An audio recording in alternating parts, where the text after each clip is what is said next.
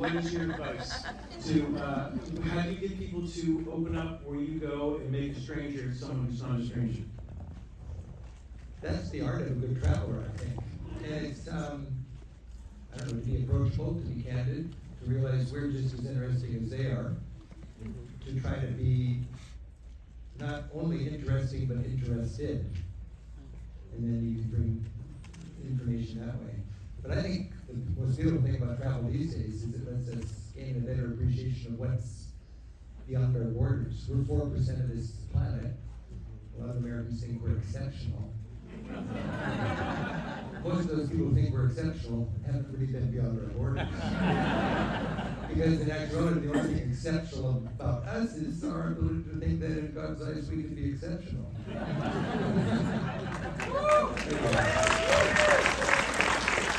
Would you like to guide us through what we're about to do tonight? Well, yeah, this is really fun for me. I have never been in a theater sitting up here looking at the audience with my root beer. and I'm on a trip around the country right now visiting 8 cities in 10 days because I've written my first hardcover book that's not a guidebook. This is called The Hippie Trail. Istanbul to Kathmandu and the Making of a Travel Writer. This is my newest book. It came out 2 weeks ago, and it's also my oldest book because I wrote it 2 years before I ever wrote a travel book, and it was just my personal journal on this trip when I was 23 years old. And I can tell you a little more about that later, but it's exciting to be on the road promoting that and thinking about the lessons I learned from that trip. That was the ultimate backpacker trip, the ultimate road trip. Back when the Beatles were going to India to hang out with the Maharaji, any globe-trotting, backpacker, hippie, young traveler would go to Istanbul, and we all knew Europe from the Eurail trips and everything, but we're going east from there.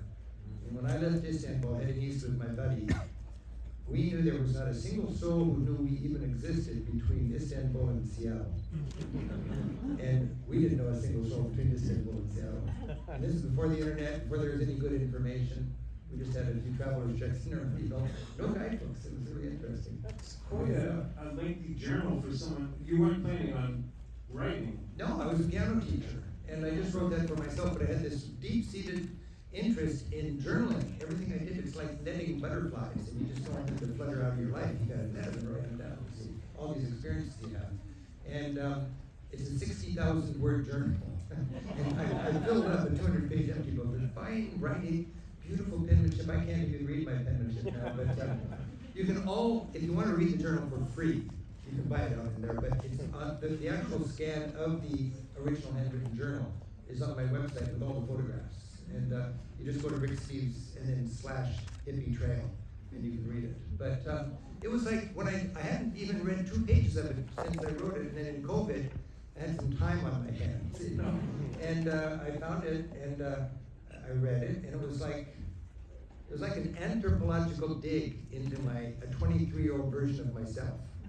I'm 3 times as old as that now, and it was so vividly written, totally candid and unguarded and in the rough, But it was also, I got to say, remarkably insightful for a 23-year-old kid that was just a piano teacher that didn't know anything about where he was going.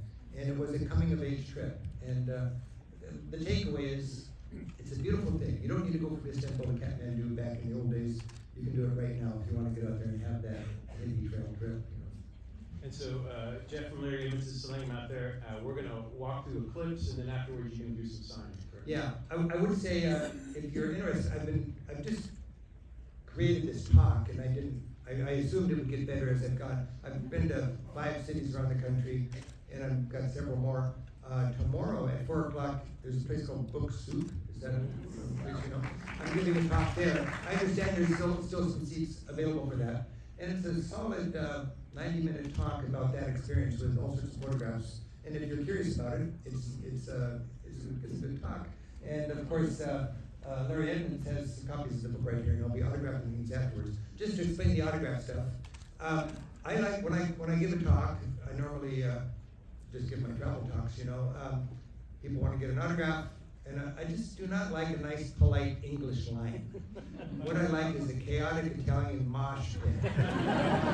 So when we're all done here, if you want to get an autograph of whatever, they're going to be handing out my newsletters as you leave, so I'd be happy to sign that. Or if you're going to get a book, from your local bookstore or Edmonds, I would sign that. But about 5 minutes after we're done, I'm going to go out into the lobby. There's a big white spot back there, and people want to autograph. I'll just ask you to gather around me in a 360-degree posture. And I just sign whatever's in front of me until there's nothing left. It just takes a few minutes, and it's fun. I'm not going to personalize. I'm not going to pose for photographs. You're welcome to take all the photographs you like. But I'd be happy to do that. It's kind of fun. The first clip we're going to see is the pilot episode. So can you talk a little bit about what occurred between this book that led you to the pilot episode that we're about to see? Interesting. The last words in this book are, because I was a piano teacher when I left on this, that's what I did. My kids wouldn't practice in the summer, so I'll see you in September. I'm going to go traveling. And the last words were something like, I flew home, turned my recital hall into a lecture hall, and started a small travel business. And I really wanted to be a piano teacher. I loved it. I had 50 great students. My girlfriend was a piano teacher. We were going to move our grand pianos in together, you know how they can smell. And I was going to live happily ever after. But then I got this travel stuff going on. So I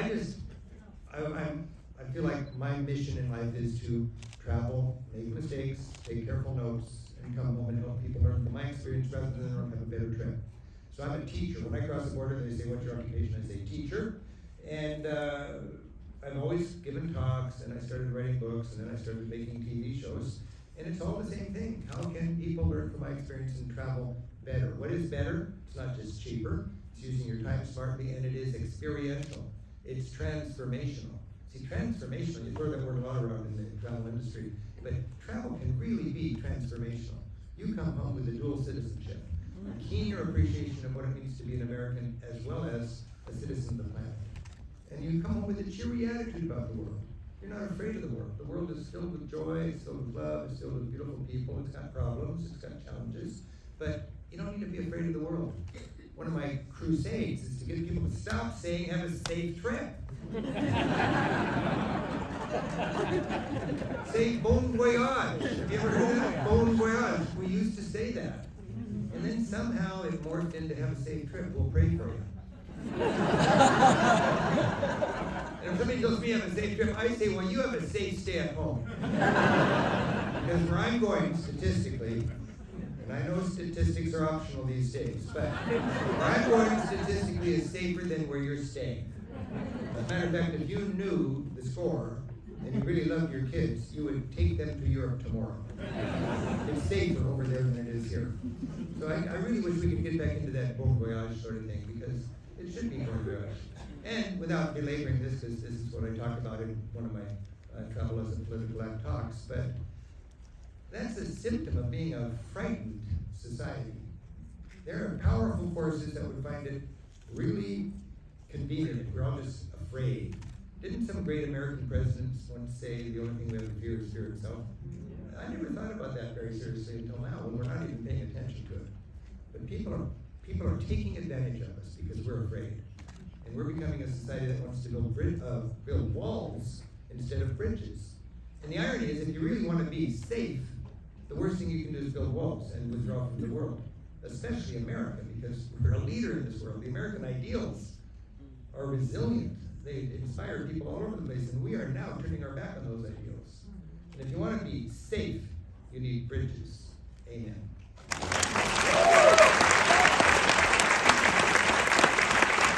Okay, so the question, where's Cinematheque? Okay. So I was teaching and talking and giving classes, and then in 1989 or so, a whole bunch of people, there was just a rustling of small independent producers that were looking for a host to do travel shows, I guess. Because out of the blue, 3 or 4 organizations approached me and wanted to make a TV series for public television. And I just thought it was a loopy idea. I thought it would never work.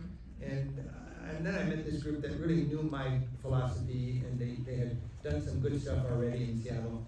And I allied myself with them, and we created a TV show. And this we're going to see is the pilot. And I was so bad, I'm almost embarrassed to show you this, but it provides a nice foundation to build on, because we'll see some better TV later.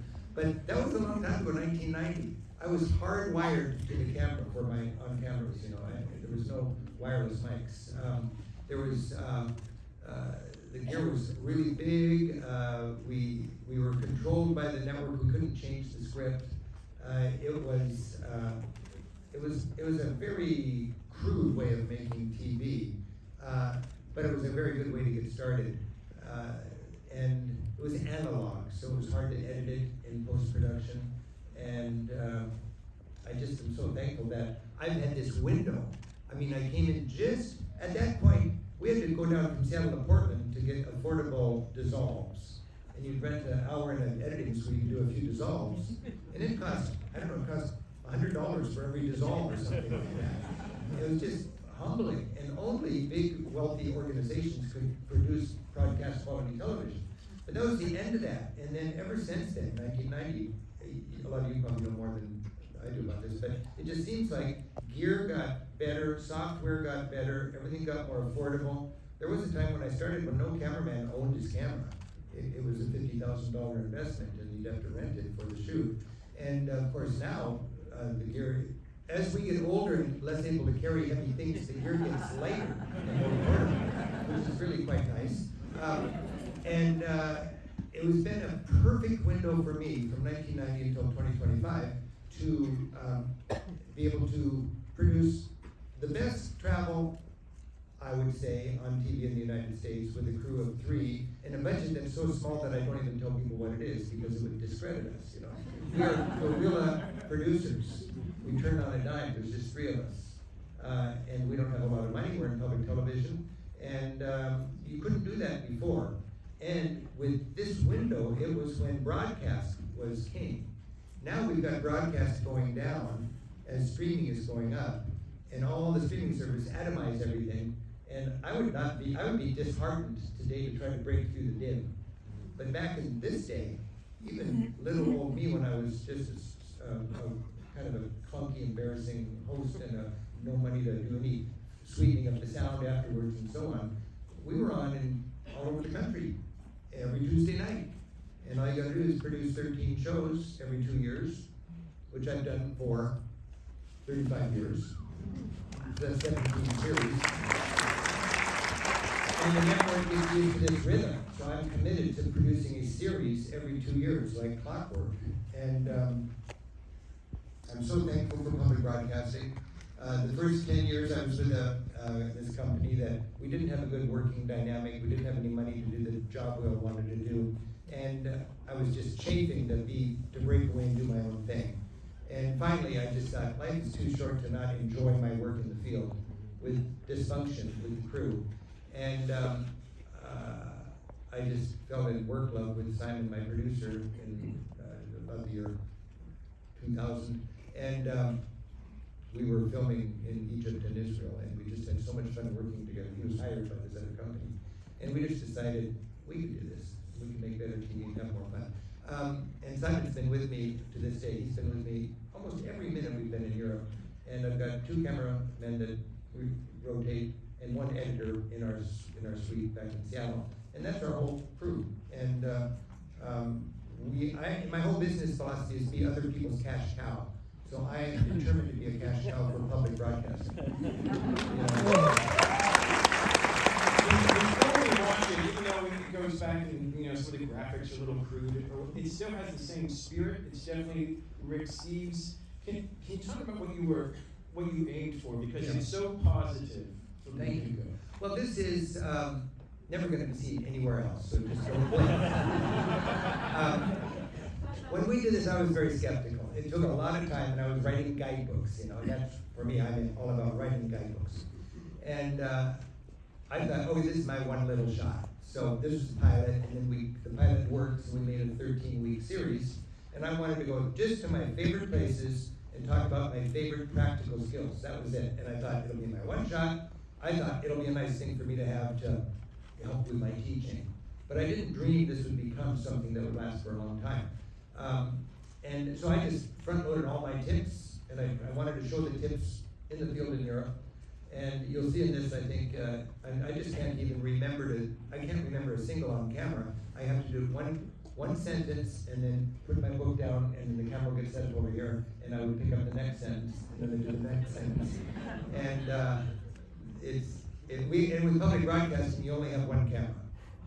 If you look at Anthony Bourdain, they've got 3 cameras rolling all the time, or they had. And that's just easy to do. All the serendipity you grab. But we get serendipity with one camera, and then we gotta fake the serendipity to get the other camera. So, but you can watch this and we can talk about that. All right, we'll take a look about the places, but this sort of humanistic philosophy. That's pretty insightful.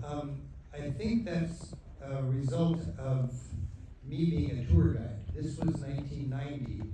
I took my first tours, led my first tours in 1979, I think, 1980. So for 10 years, I had earned my money by taking groups around Europe.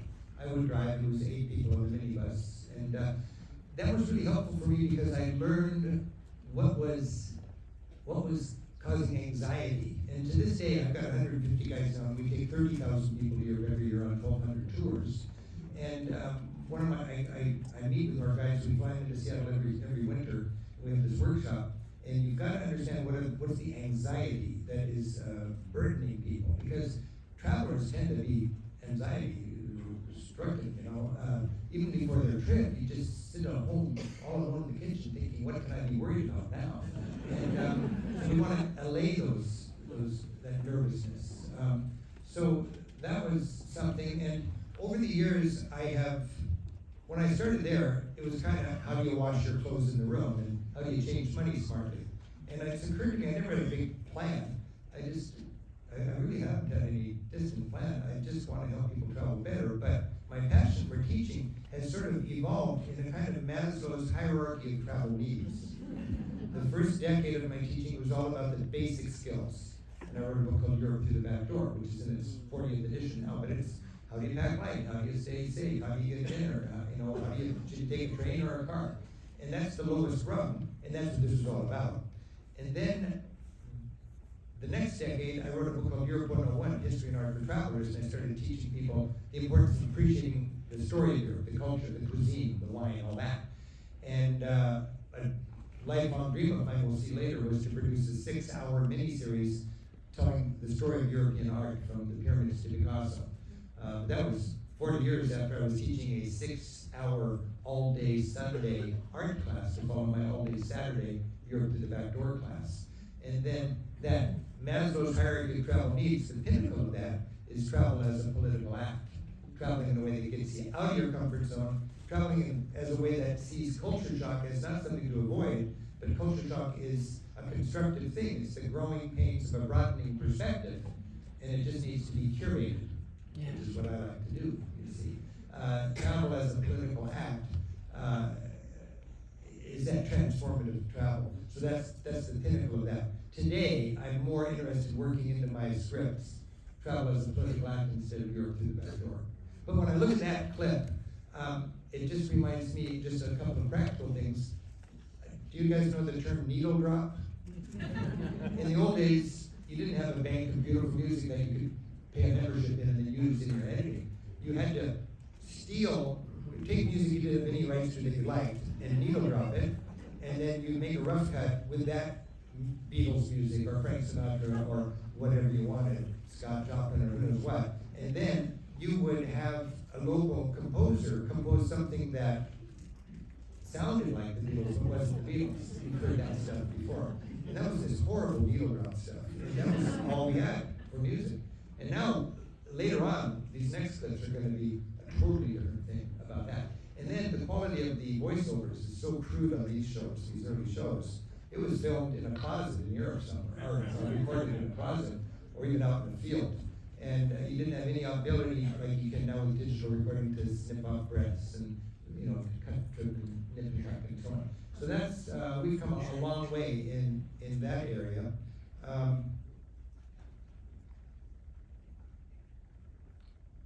can't. Oh, and there's a line in there, the last great source of legal adventure. I don't know. The last great source, I see in my notes here, legal adventure. Oh yeah.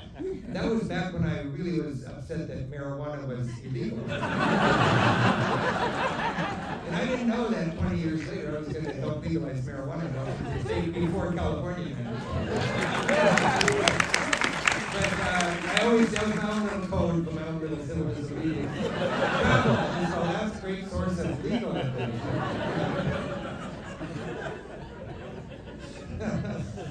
Yeah, so that's just... We're getting to some of your favorite moments. The next clip that we picked, would you like to set up a... What is the next? It's Romania. Romania. Yeah, Romania. When you look at this Romania, notice the power of music.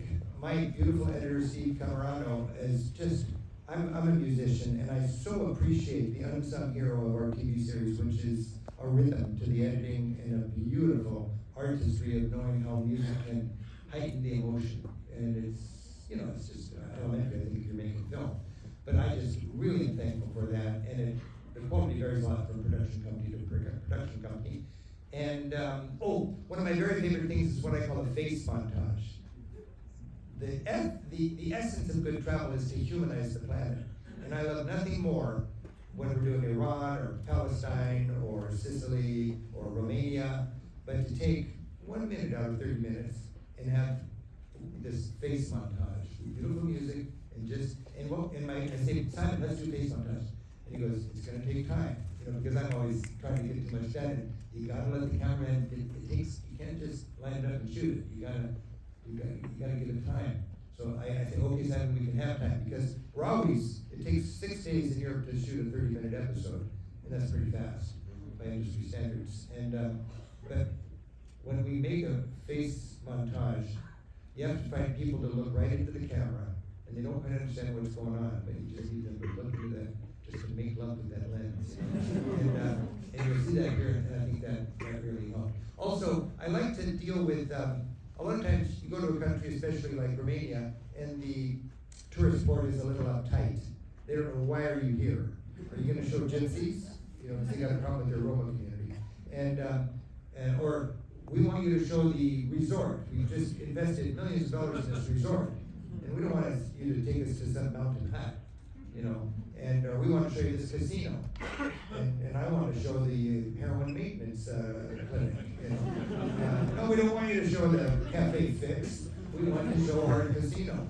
So I bet that creative tension, I guess, between the tourist board and what I want to show, and what they want to show, because they're all about their industry. So in this case, we had a minder with us from the Romanian government, but he could never find where we were all day long. He couldn't keep up with us. Nobody knows what it's funny, Europeans do not work as hard as Americans do. And, we eat a lunch as you're driving to the next thing, and it's just a sacrilege in Europe because they've got a better pain-pleasure ratio than we do. But we wanted to show the Roma community. And I'm really happy with the way we showed the Roma community here, because that's what I wanted to overcome the gypsies, tramps, and thieves kind of image of Roma community. And here we get to humanize the Roma this way. And when we can do that in our travels, it makes me really happy as a TV producer. Can you tell, obviously you probably did, but while you're filming, this is going great, this will be a great take, or is there a time where you're filming, you're traveling, you're like, this is not going well, I'm not getting what I need, what do I do? How do we shake this up? I love that question. I've never been interviewed about how we do our shows like this. This is cool. I've got 3,000, you get 3,000 words in 30 minutes. And we only have 6 days. And you have certain stuff that is weather sensitive. And I can control a lot of things, because I'm really good at organizing and controlling, but I have very little control over weather. But it's a game, it's a gambling game. And you gotta decide, are you going to put up with this cloudy weather where the colors don't pop and people are bundled up, or are you going to wait until it gets brilliantly sunny and everything sparkles? And sometimes you just got to take it and be good. You don't have the luxury of shooting it and then coming back because the weather got better. And so I don't have any control of the weather, and you've got a 6-day shoot. If you're staying in one city, it's great because, it's cloudy today. We have permission for the castle, but permission for the park, but we can come back when the weather's good. And then we'll flip-flop it and we'll go inside during the bad weather. But if you're moving all across the country with a shoot, if you're doing a show on the Highlands, you can't stay anywhere until the weather gets good. So it's much nicer when you're in Paris for a week. Then if you're going to cruise to Seine, you wait for good weather. But that's the art of it, and we have to gamble a little bit. We're gonna go on that side trip to Lake Como from Milan, and we're gonna do Lake Como today because it's gonna rain tomorrow. I remember we made that choice. We're bail out. The weather looks terrible tomorrow. It's good today. Lake Como without sunshine is gonna be miserable. So I get really happy when the weather's good. And what I want is when people watch my show for them to think it never rains in Europe. It's deceptive. But if you look at my show, it very, very rarely rains. One time we had to leave the cameraman over after we went home to get some mountains. That was a good show. Now we can source footage. But there was a time when it was really tough. We didn't have that option. Didn't have a drone. And you had to put up with some bad weather. And then you write it into the script, you know. You put up the umbrella, and I've done on cameras with the umbrella. And then the other thing is, I need local voices. I don't want 30 minutes of just my voice. And if I can get good local voices, that's just delightful for me. So that's something I crave in the show. Generally, it feels daunting and impossible to do the show in 6 days. But after 3 or 4 days, you're feeling good, and we have a thing where we go, now we're in a commanding position when we say that. Even if it rains for the rest of the time, we're good. Yeah. But you have that deal where I've spent all my bad weather cards, we've done everything that can be done in the rain, and now I need to get sunshine to throw the Arc de Triomphe with a big French flag under it, you know. And generally it works out. Well, should we take a look at the room? We're going to go to Romania. What if Donald Trump just looked at that, just looked at those faces? Would it impact him at all? No.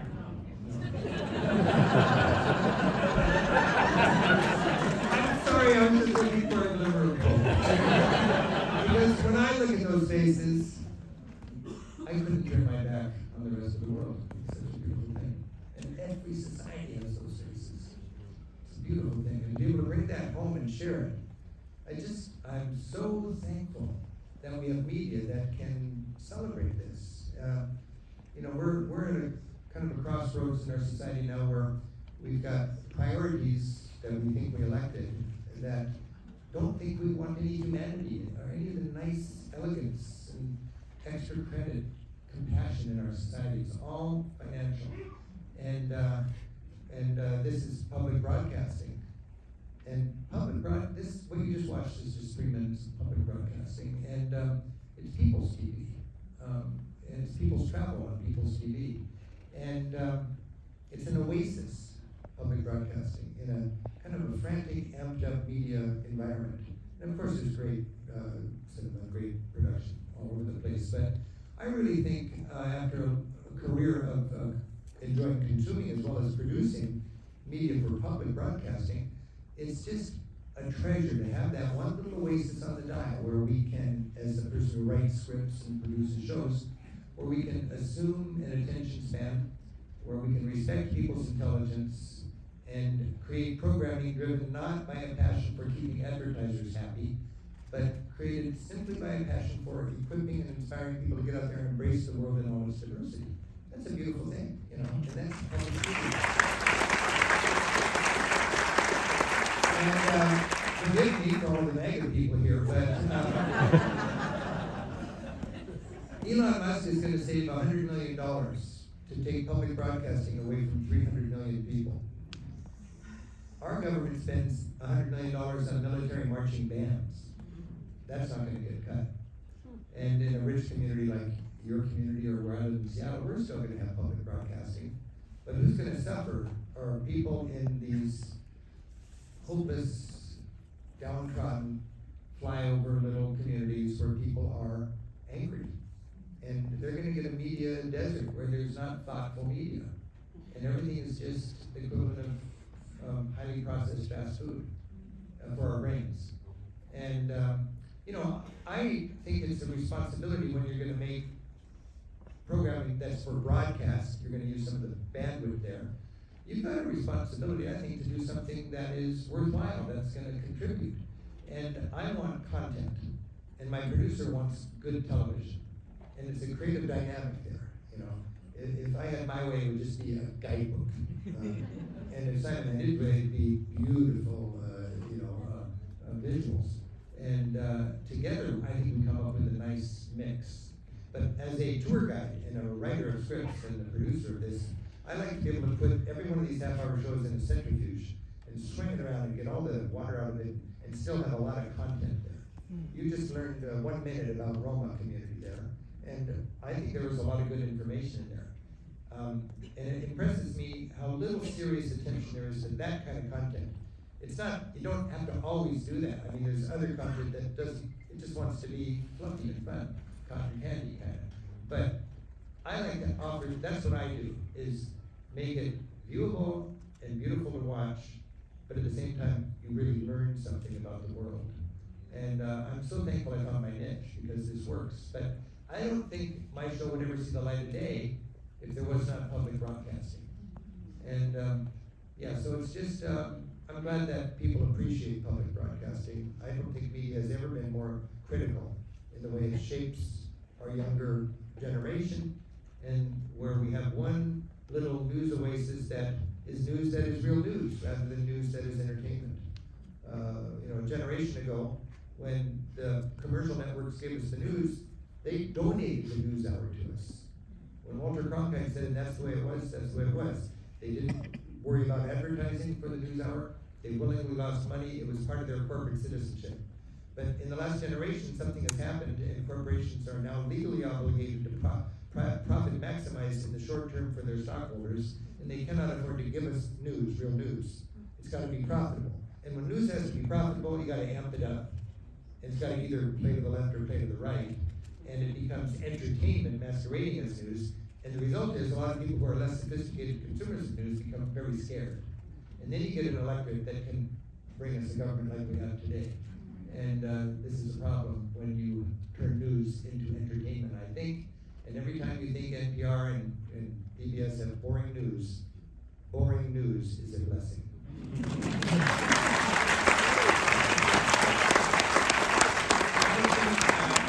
I grew up in rural Pennsylvania, and you could get PBS, and it was a great equalizer. No matter, you didn't have to have cable, you didn't have to have access to things. So this could get into anyone's house at that time. And it struck me that you don't have to have the money to go on to any of these vacations. That you can go into someone's house and they're going on vacation with you. So it allows someone that doesn't have a great deal of money to go around the world.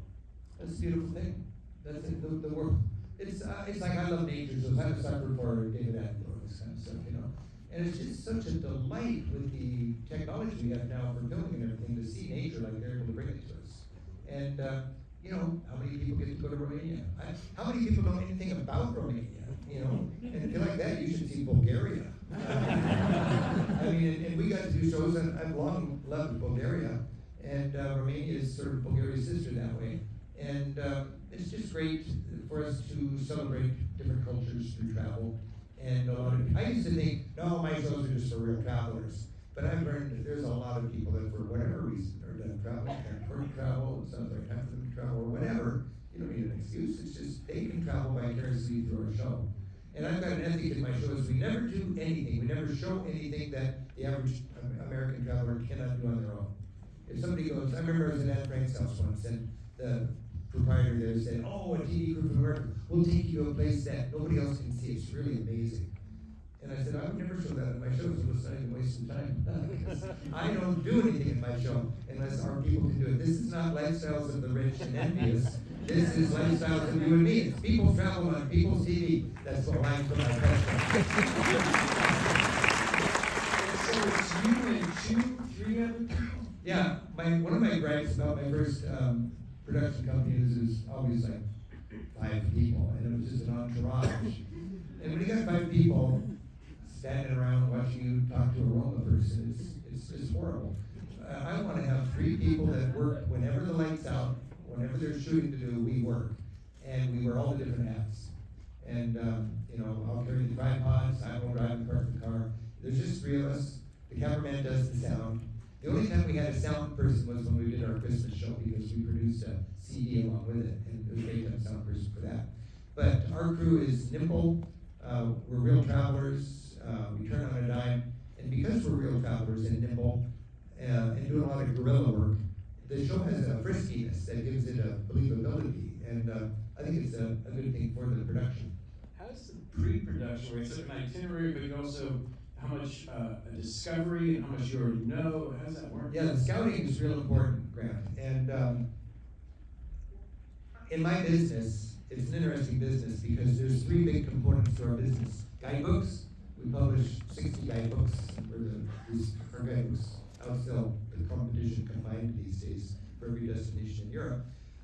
Just because we're the last real guidebook writers. Corporations have bought up all the old elegant travel publishers and turned it into clickbait on the internet, and they don't pay royalties or anything. So we've got old-fashioned guidebooks that really work.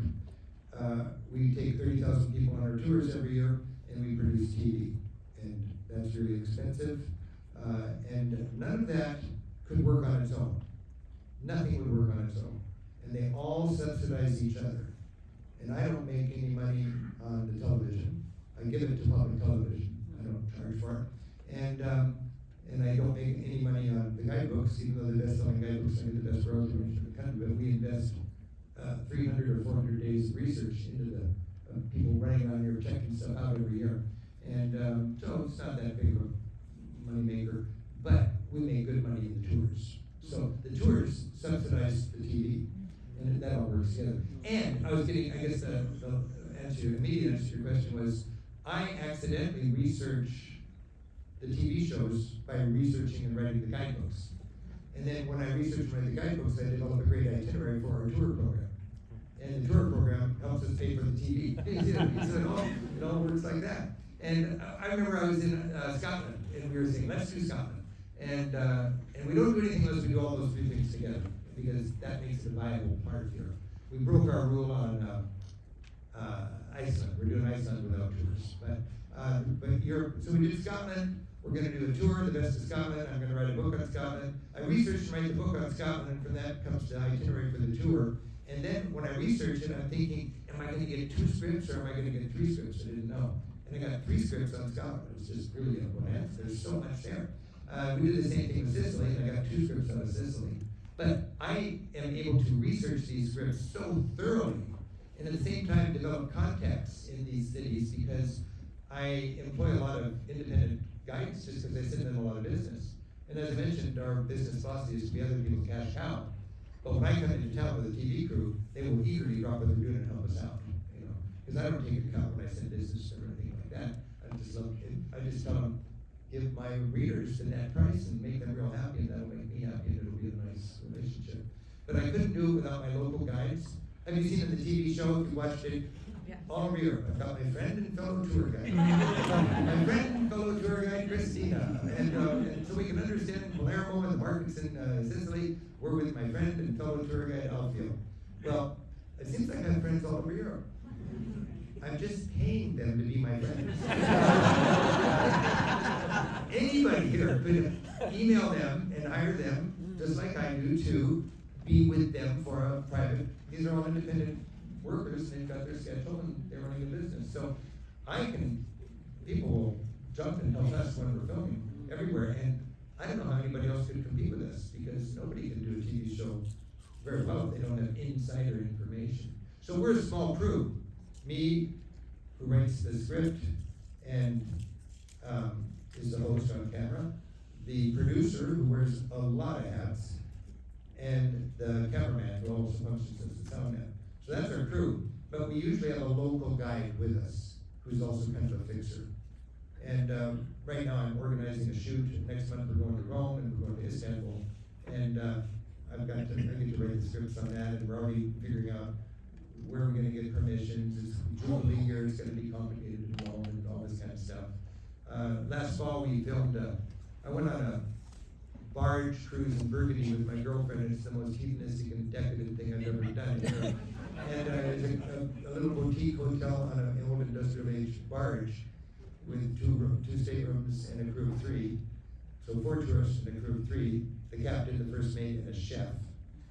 And we're cruising through the canals of Burgundy and through all these greatest vineyards in the world, shopping in the morning in the markets, and then our chef cooks it up and we eat it at night. And it was all along that vacation I was thinking, I wish I had the cameraman here. So we just went back last fall and did the same thing again for TV. It was just wonderful. But that was scouting, you see.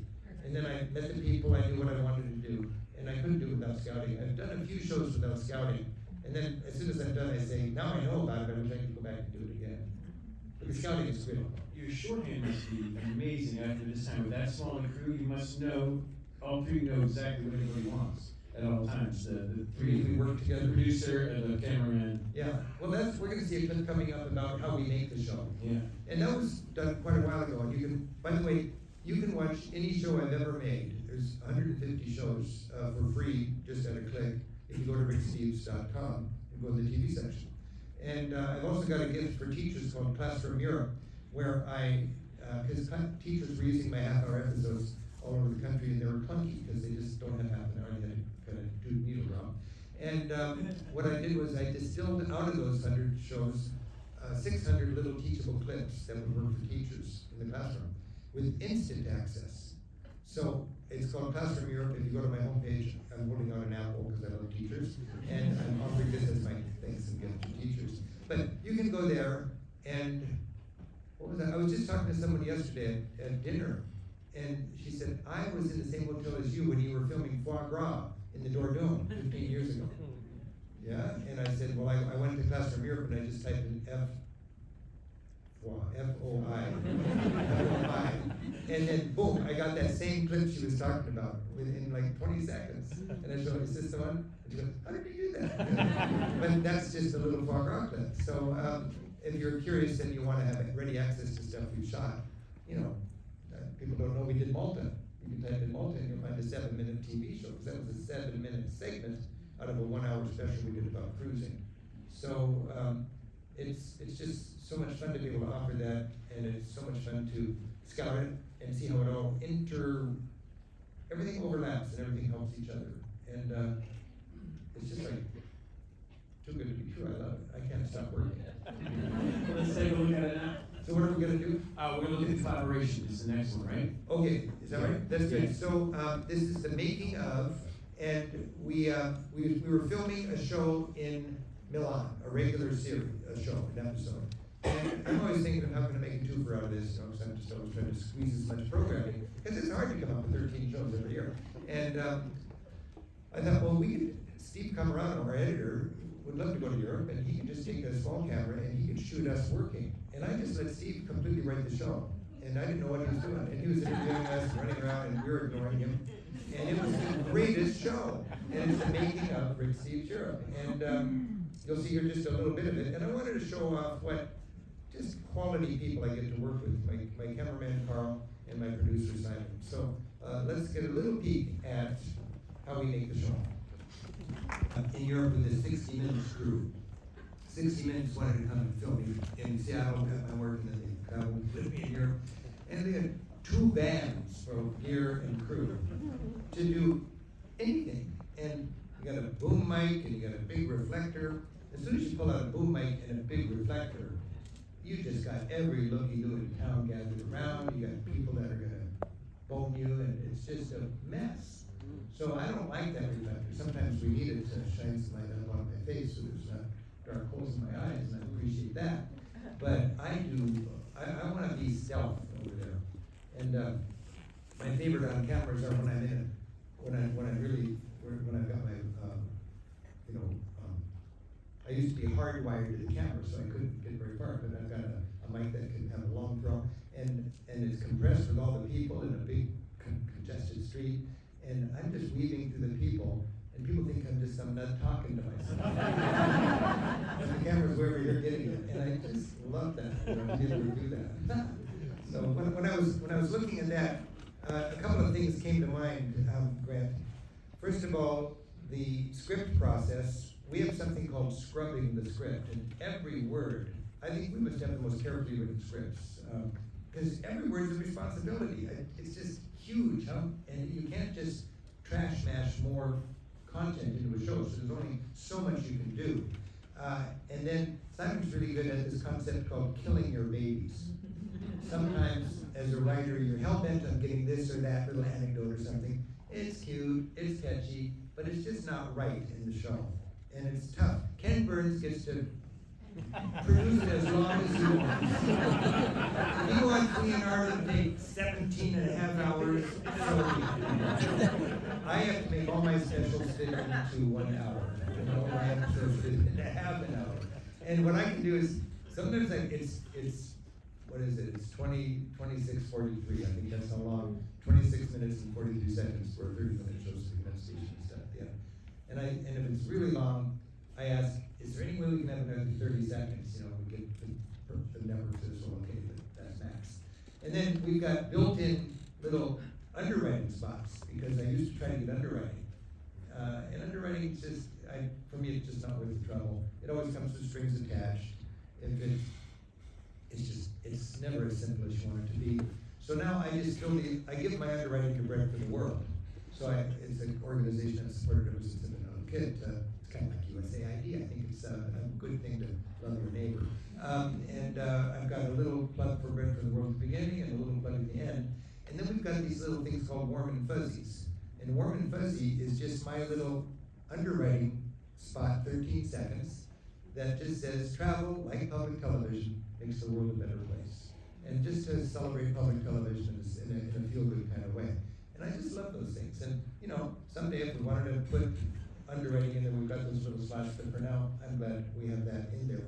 The other thing I was thinking of as I was looking at this is the way the technology has made leaps. This was a long time ago. And now we have SLR cameras that look like your basic Canon or something that are broadcast quality. It's amazing. Cameraman would always want a bigger lens and better sound with a big camera, but we can take that little camera, and if we're going in a place that's uptight, as soon as you bring out the big camera, it gets really uptight. But you can just be a bunch of dumb tourists with an SLR and get some great stuff. So we got that we never had before. The cameras are all much more light sensitive now. We're going to go to Rome and we're going to be redoing some stuff that we did 20 years ago. And we went to the catacombs. You know, the catacombs are pretty dark.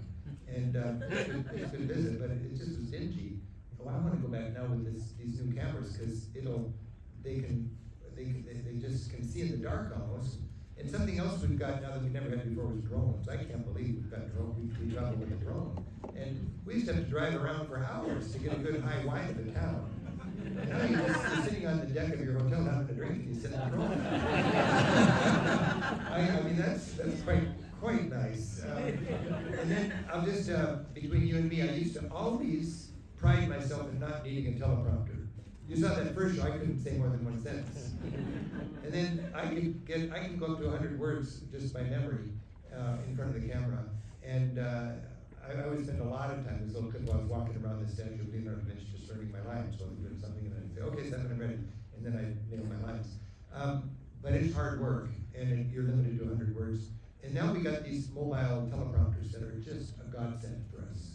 And we pack that along. And it's a little involved to get it out, and it makes you more high profile, and sometimes we'd rather be more stealth. But I'm just very thankful for the teleprompter. The script is a living thing. Every night I'm up late working on the script, and then at midnight I'll get it printed out, and I'll hand it out to the crew the next morning with a shot list for that day.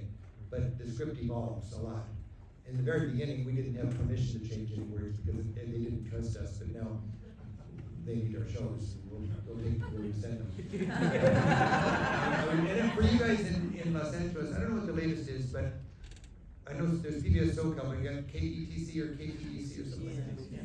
KCTT, great station, and very committed to local programming and so on. And if I understand it correctly, they had a face down with PBS, and Los Angeles was a huge market, so they had to pay a lot of money to get the PBS content.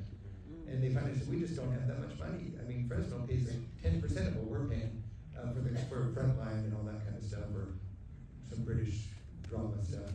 So they just went totally, they just said, no, we're gonna be a great public television station with no PBS content. And they saved $1 million a year or whatever. And all they had to do was run my show all the time because it's free. So for a long time, my show aired more in Los Angeles than anywhere because every night at 7:30 was Travel with Rick Steves because, well, it's good, but it's also free. And my shows are free and they are for as long as you want. And Simon is really good at making sure when we write a show he says, do you really want to say that? Are you glad you're going to say that thing about President Bush? Because that show's still out now. And I didn't say anything about President Bush, and it sounds like we did it last year. Because we made it a little bit timeless. Yeah. That's my show about Iran I'm talking about. But, so those are all interesting. It's just how we play the broadcast game. It's a little bit payola. You know, my shows are free, and I am committed to making pledge drives to help each station raise money. I'm sort of the king of pledge drives these days. There used to be a lot of people going around the country doing pledge drives. It's getting tougher and tougher as fewer and fewer people are watching broadcast and more people are watching streaming to do a pledge drive. But public television is looking for a way to get people to recognize. You can't just say, well, in England, when you take a TV home and you plug it in, you plug in a TV tax. Just to own a TV, you don't need a pledge drive, you gotta pay for BBC. And if everybody pays, you hardly notice, you know. But we have a different system here, and we have heroes that pay $200 a year, and they're more than doing their share. And that's how public television works, but you gotta remind people of the mission, and that's all these pledge drives. And I spend a lot of energy making these pledge drives, and I'm happy to do it. It's not only good for my commitment to public broadcasting, but it gives my show a second life. So, you know, my Iceland show that we just did, it'll have its first life, and it'll do great, and it'll be a hit by anybody's standards. And then a year later, I can make a pledge drive out of it, and instead of a 1 hour show, it's all of a sudden 90 minutes on Iceland, and it'll have a whole second life. And it'll make a lot of money, and I'll get twice as many people watching and enjoying the show. So it's just all kind of part of how public television works. But I think it's really nice to have quality broadcasting without ads.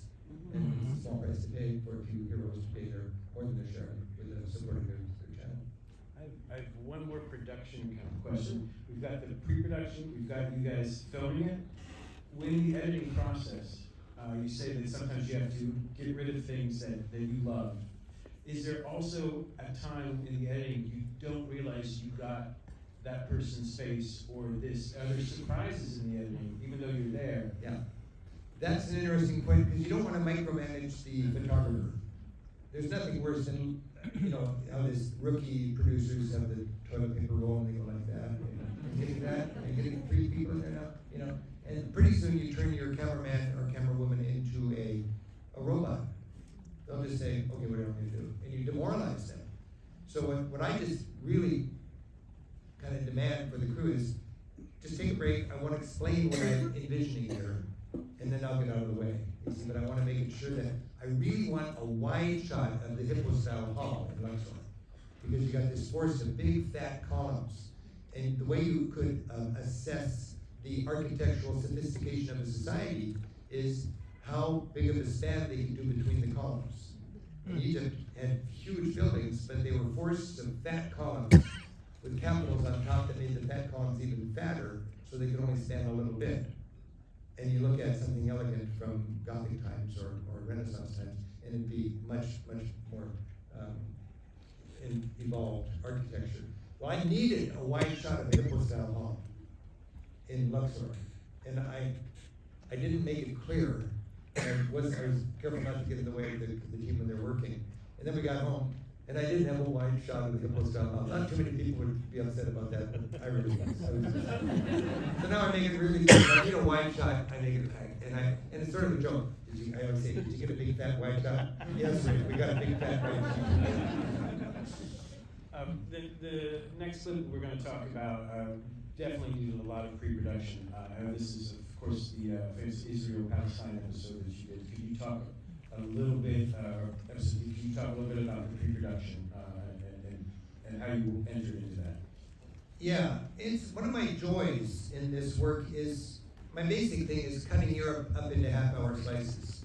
And I've had a 20-year, 30-year vision of cutting Europe into 100 half-hour slices, and there you go. There's 2 half hours on Norway, there's 4 half hours on Ireland, there's 8 half hours on Spain, there's 18 half hours on Italy, and I just try to, is Helsinki worth a whole half hour? Let's go to Tallinn also, okay? They're the only 2 capitals that you can actually see from each other, you know, and it's just a quick boat boat ride. So my Helsinki show is also Helsinki and Tallinn. So I've cut it up into those slices. And that's the core of our work. But after a while, I got bold enough where I could say, I want to do a 1-hour special on Iran. Why would I do that? I woke up in the middle of the night, and we were bombing Baghdad. And I just thought, geez, this is tragic. And I just thought, as a TV producer, I want to go to Tehran and shoot Iran before we bomb that. I really think it's good to know people before you bomb them. Sometimes you have to kill innocent people. There's collateral damage. I mean, it's a drag, but that's life on this planet. But it should hurt. You know, and our government does not want us to think of these people as loving families, you know. We completely destroy a wedding party because one person was tall and we thought it was Osama bin Laden. Oh, sorry. You know, and everybody in the whole family, 15 people were killed at a wedding party because one guy was tall and we thought he was Osama. We don't even, it doesn't bother us a bit. One white woman is killed by a Venezuelan refugee in our country, and all hell breaks out, you know? So that's kind of the weird thing about our perspective. So going to do it, when I get an opportunity to take my platform and take public broadcasting and go places that I don't think you would go in commercial world, and then we take our crew and our ability to write good scripts and so on, and to see things through the lens of a traveler, it's a great sort of angle. So we did a 1-hour show on Iran, and it was the greatest. I've never had such joy and appreciation from any communities in our country as the Persian community in the United States when we have half an hour that doesn't make Iran look scary. It's a rich, beautiful society that happens to be a theocracy, that happens, their government does some bad things for us. But there's roots there, and I wanted to humanize Iran. It was a great show. That was a tough script to write. And that was the only show I ever did without scouting. I wrote the script on the fly. But the Holy Land shot, I went there on a trip the year before to scout it, and Israel and Palestine, and it was a great experience to scout it. It's a very important thing for America to understand what is the context. I didn't want to get into the contemporary political stuff. I wanted to understand what's the demographic makeup and what are the roots of all this. And imagine the tomb of Abraham. It was 4,000 years ago he died. And he is the patriarch of the Jews and the Muslims. And they're both, he's the big guy for both those religions. And it's in Hebron. And there's an old building that has his tomb with bulletproof glass on it, halfway down the tomb. And on this side is a mosque, and on that side is a synagogue. And people can worship there at their common patriarch. And to go there, to understand that, and to film on each side, God, that was just such a thrill as a TV producer. So I get to do that. What else have we done? We did Hunger and Hope, lessons learned in Ethiopia and Guatemala, and I had to go there and scout that the year before, and that's something I've always wanted to do. I did a similar show for my church, the Lutheran Church in Papua New Guinea, a long, long time ago, and when I did it, I just said, I want to have higher production values in a whole hour and a bigger audience, and we went back and did Ethiopia and Guatemala, and that was, it should have been much bigger, but it came out just when COVID hit, so it was kind of stillborn. We had the 500th anniversary of the Reformation. That was exciting. 1517, Martin Luther, you know, and 2017, you'd have to wait another 500 years for this, so I was ready to go. And we had to go over there in 2014, you know, going to all the Luther places, and we brought that out, and it's Luther, whether you go to church or not, he's one of the top 2 or 3 most impactful people in Western civilization in the last 1,000 years, because he was able to translate the word of the sacred word, you know, the Bible, from Latin into the local language so people could get their hands directly on it. The last thing that powerful people wanted was people reading the Bible themselves, you know. And in the same generation, Gutenberg invented the printing press. What a good thing for Martin Luther. Because now, in the old days, it was in Latin and it was handwritten, very expensive, and only elites could read it or afford it. Suddenly, in one generation, you can print it out. And it's written in colloquial German. And Martin Luther's best friend was a great political cartoonist. So this was amazing. So with a printed, cartooned, colloquial language, translation of the Bible and all of Luther's little pamphlets, he was the first writer in Europe to ever go viral. He was the best-selling German author of that whole century. And it's just a fascinating story. So we got to tell that story for public television. And if Ken Burns can make the Dust Bowl interesting, I can make it. We did a show on fascism. And I did fascism. I was cooking up this show a long time ago because I just felt that our country doesn't understand the lessons of fascism. And it haunted me that we, just like Germans in 1920, we can't imagine our democracy being overturned by some autocrat that follows the same playbook as Mussolini and Hitler. And this show that we wrote, it's been a huge hit in public television.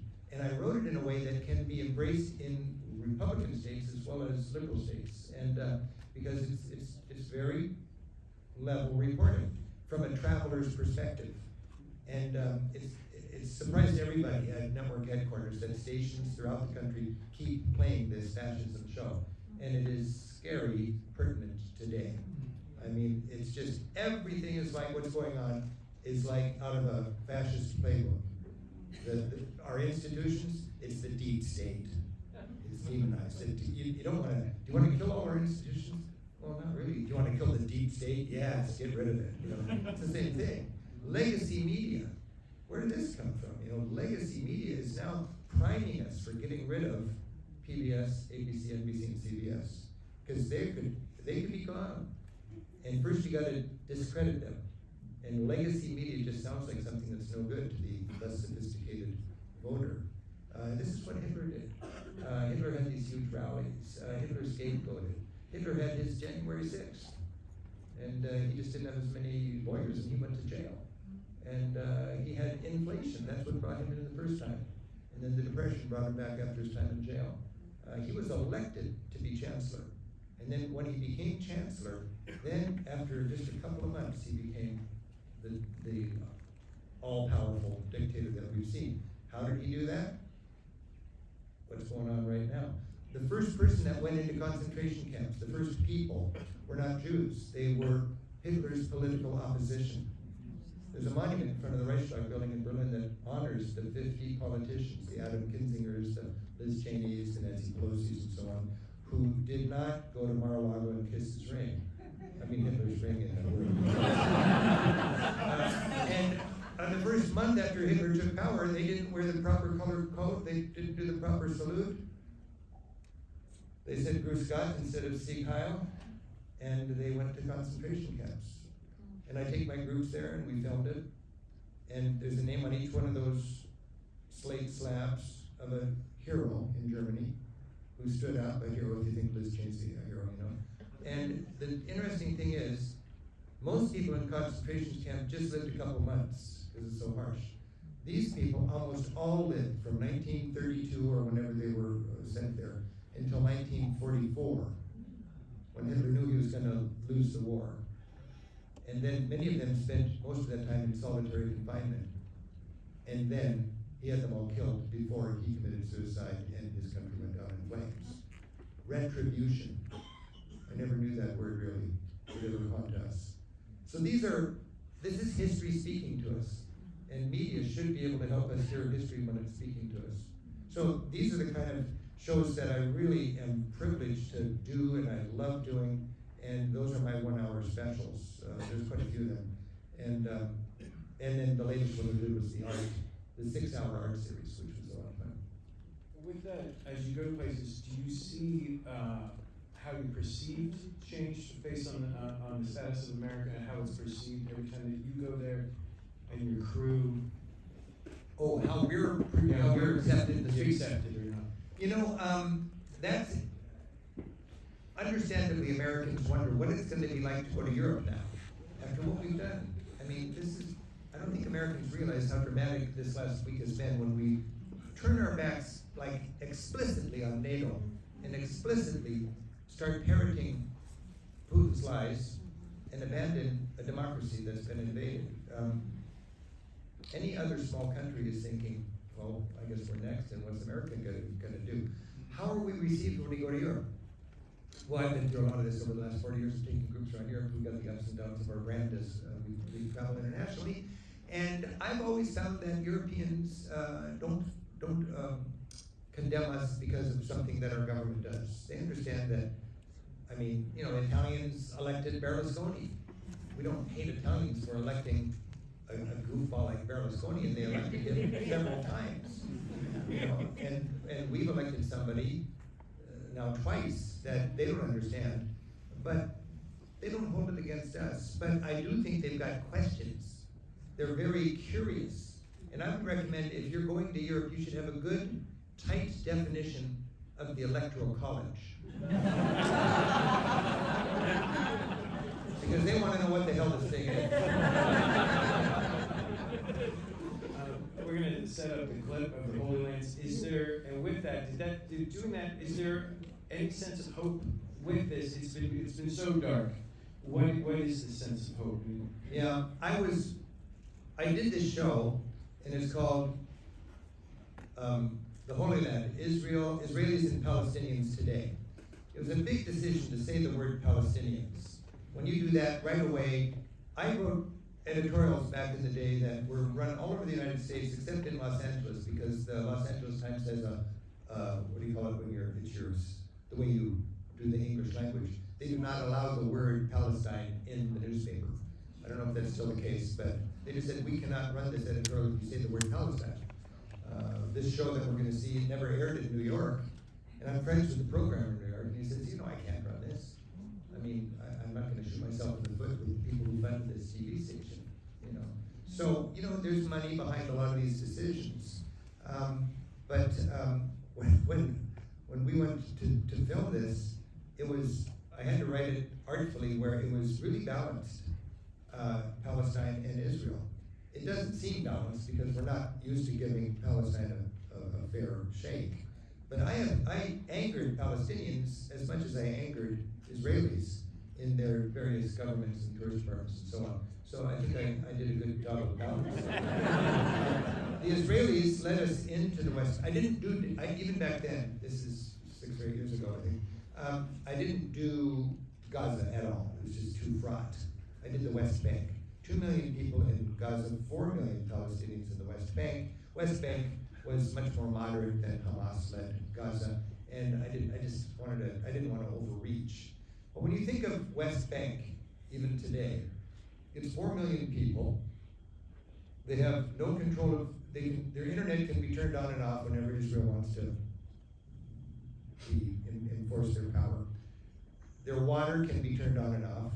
You can identify a Palestinian building because they've got water tanks on their rooftops because they have to stock water because it gets turned off all the time. They have no waterfront anywhere. They don't even have waterfront in the Dead Sea. Israel controls the whole Dead Sea coastline. They've got no airport, and they've got no control of their borders. So if you have a convention, you don't know if people can get across the border. It just depends on how things are going. So I don't want to, I mean, Israel's got certain legitimate concerns, obviously, and Israel needs to have its security guarded. But I think I care about Israel so much that I want a Palestinian state, because that's the only way Israel's going to be something than an apartheid state, I think. Because right now, there's 4 million people that are living in a cage.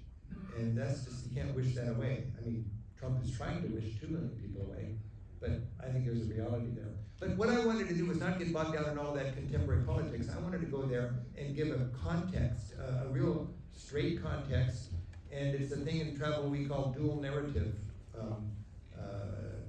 perspective. If there's a wall, and you haven't talked to people on both sides of the wall, you don't really know what that wall is. And so often we just hear one side. There's physical walls and there's metaphorical walls. We've got a huge metaphorical wall on our side. And I need to start working about talking to people on the other side of that wall because I'm in a bubble up in Seattle.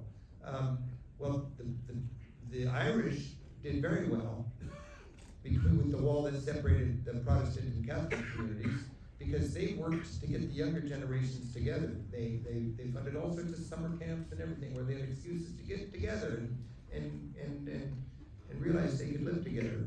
The unintended consequence of that wall in Israel, I think, it was intended protect Israel from terrorists coming in from Palestine, which, okay, they needed that to be safe. I don't argue with that. But the unintended consequences is it keeps the younger generations unable to talk to each other and saddled with their parents' baggage. And when you're saddled with your parents' baggage in a problem like this, and you can't talk to each other, you're just gonna have more problems. So it's a complicated mess, and if you're curious about it, I wrote it and I wanted to have hope, and at the end I kind of had probably too much hope had I known what was gonna happen here. But the context is critical for us to understand. Same thing in Iran. I did Iran because I thought what America knows about Iran they learned from Ted Koppel with the hostage crisis. And that's a pathetic media circus, really. And there's so much more to know about Iran, more to know about the Holy Land. And with our work in public television, we can do it. Stick with me now. Thank you. Was there a moment where you became the political traveler, whether it's something you saw, or is that something that happens gradually, or is there something that they broadened you where you take on topics like this? Good question. It's interesting to me, a clip out of this was visiting Abraham's tomb with the bulletproof glass. And there had been a massacre. Jews had massacred Muslims worshiping there, and Muslims had massacred Jews worshiping there. So it was a very complicated corner. And to get there, you've got a tiny little Jewish community staking their claim to this in the middle of the West Bank.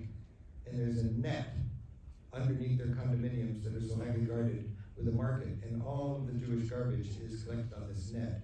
And the Muslims below it are doing their shopping underneath the garbage. It's a kind of a poignant image.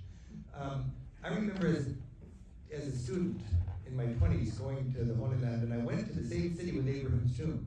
And I had no clue about, is it in Israel, is it Palestinian, was Abraham there? I was in that town, I know I was in that town, but I don't have any political memory. And since then, I go there now, and you can bet I'm talking to people. Is it a terrorist or is it a freedom fighter? You know, well, boy, you get in big trouble if you call a terrorist a freedom fighter. But for a lot of people, that's a Nathan Hale, and Ethan Allen, and Patrick Henry. Somebody who wishes they had more than one life to give for their country. That's something Americans don't realize. We don't have a lock on those kind of patriots, and they don't always agree with us. Now, what politicized me, I think, was back in the Sandinista days. I wanted to go down to Central America and learn what's the story. And since my exposure to that, my thinking about that, as an American taxpayer, I just have this strong feeling that every bomb that drops has my name on it, and every bullet that flies has my name on it. And we have to drop them, and we have to shoot them a lot of times, but I have to be responsible for that. I can't just say I don't understand it. I'm involved, and I'm paying for it.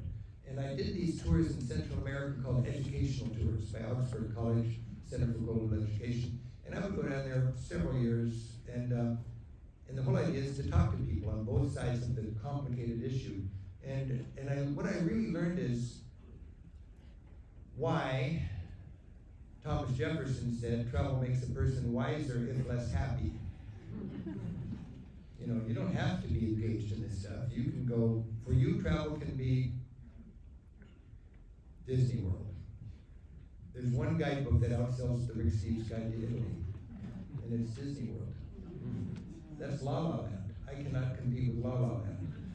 I'm reality travel. I don't even want to compete with La La Land. For a lot of Americans, travel for them for their entire life is Disney World, Vegas. Disney World, Cancun. Vegas, Vegas, Vegas, Disney World. Our mission at Rick Steves Europe is to equip and inspire Americans to venture beyond Orlando.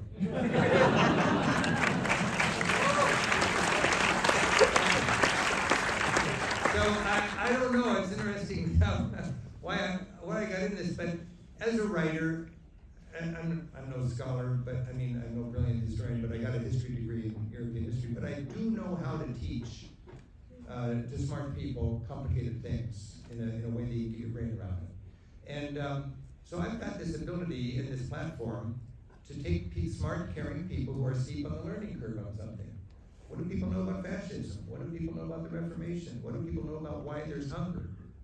in a world with such affluence, you know. Let me at it. It was the greatest writing challenge to tackle this. You saw just on that little map, I mean, we try to make our maps really it's the equivalent of the wide shot before you go in. So this is for me a teaching challenge, a writing challenge, a TV production challenge. And again, I'm thankful there is a place that respects and wants that and appreciates that, and that would be the market that keeps public television going. I love to look at things through the prism of a traveler. Some of the greatest teaching is this, at least with the European art that we're going to see, that makes it so accessible and fun. Because I've been in museums where you get exhausted during the day, like you don't do it right.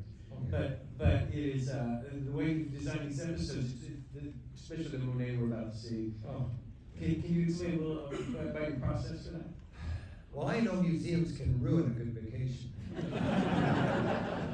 I've got a shot of me, it's called The Victim of the Louvre. For years there's the one gallery at the Louvre, we've been there, it's the Grand Gallery, it's a quarter mile long, it's the longest gallery in the art museum.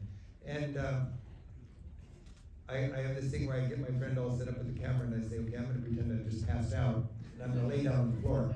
And you got to take a photograph of me with a nice depth of this to show how exhausting the art is. But you got to take the photograph quick before people come in and try to help me thinking I'm going to pass out. So then I just fall down onto the floor and we get a shot. And then people run to me and see if I'm okay. I know this is stupid, but I'm just getting a photograph. But I use that to illustrate how museums can be exhausting. And again, I draw on my experience as a tour guide. I mean, my 25 years as a tour guide, with a microphone, on the bus, with the door locked. Talk about bully pulpit. And I used to hit people on the head with stuff, and it's not productive. And I've learned to let people draw their own conclusions, or I hope I've learned to do that. You just expose them to the dual narrative, and they come home having experienced a little transformational travel. So my experience as a tour guide, after 25 years of doing this, I learned how many Madonnas and children a mortal tourist can enjoy. I don't care if Raphael did, if you've seen 6 hours, you're not going to cross the street for a Madonna and child. So I'm really careful about not burning people out on mediocre Madonnas and children.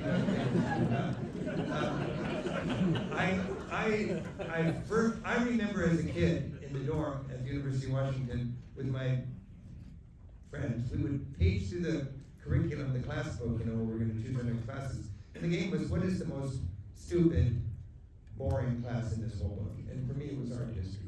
I just thought, how could anybody enjoy art history? I don't know what happened, but I totally did an about-face on that. And a lot of it comes from this belief of mine that the more understanding you bring to your sightseeing, the more you get out of it. And it becomes really fun. And I wrote a book about that, Europe 101. It was one of my very first books. I wrote it in the mid-'80s.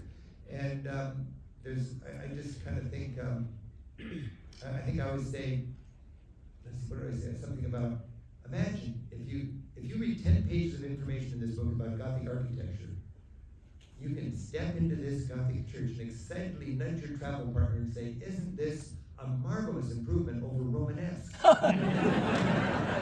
Can you imagine getting turned on by Gothic? Well, yes, I can imagine getting turned on by Gothic. I'm not nuts. I just understand what the triumph of the Middle Ages is all about. And I'm really into something that I'm calling chronocentrism. In this day and age, we're really good at being chronocentric. We're really good at judging and condemning people based on our sensibilities. We've come a long way, and I'm proud of it. We've got a lot further to go in all this political correct stuff. But I'm not about to put my standards and our standards on somebody 800 years ago. My goal as a travel teacher is to help people put themselves in a mindset back then, 500 years ago, before they translated the Bible into the local language.